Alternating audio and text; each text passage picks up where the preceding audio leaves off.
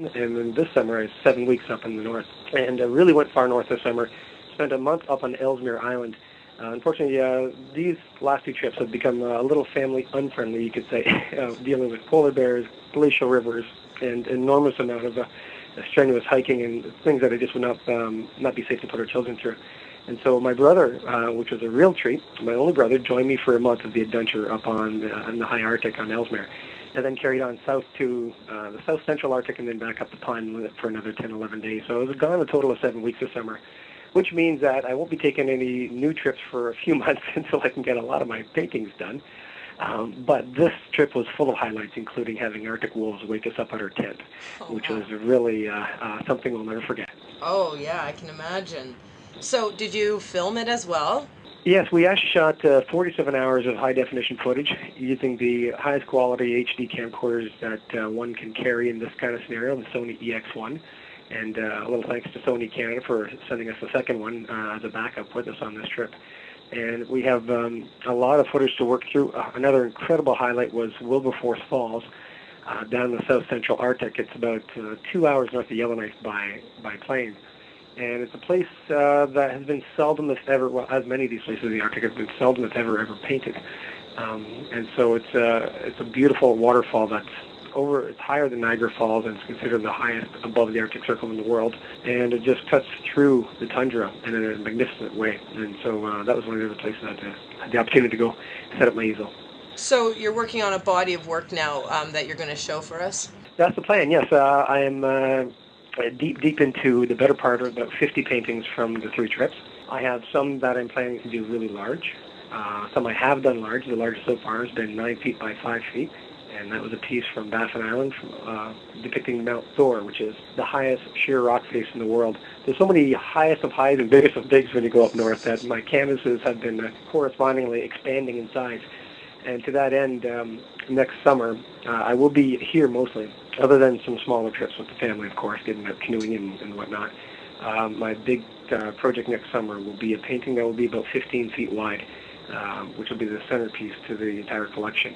When everything is done, I've been in talks with different galleries and so on. My goal is to have the body of work go places so that others can experience the North through this effort and through the films and the multimedia aspects of the project as well. Oh, fantastic. I look forward to seeing the show myself. Thank you. Thank you. Yeah.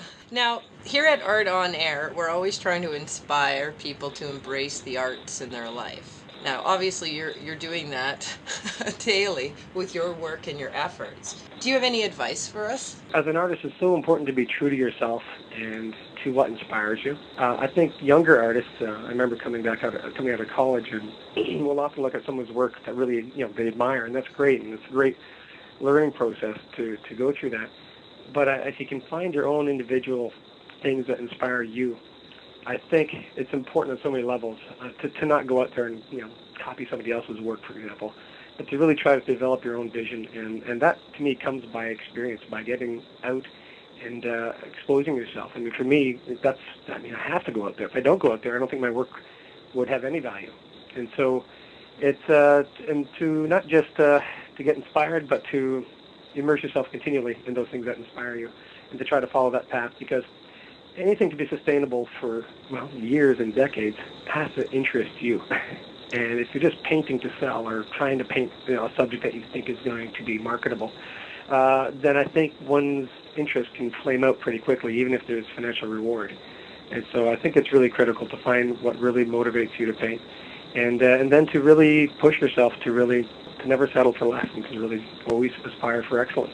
And be inspired by others all the time. I mean, I'm continually going online and finding other people's work in very different styles, and or going to galleries and seeing work that, even though it's totally different than what I do, I look at it and go, this says something. There's a quality in here that I'd like to try to elevate my work to get across to someone on some kind of emotional level, that which I do. So just get out there, do it, and enjoy it, and be inspired. Now, if we want to get in touch with you, how can we do that?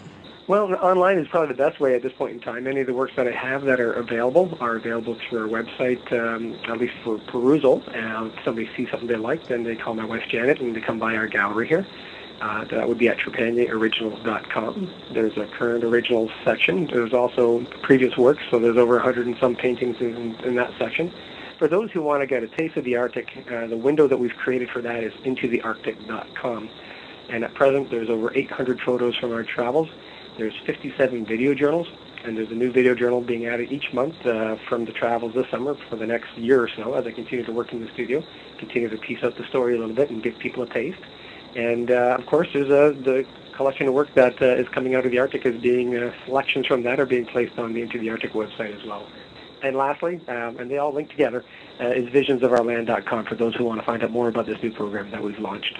Thanks for your dedication to not only producing great works of art, yet also for helping bring awareness to the value in our Canadian landscape.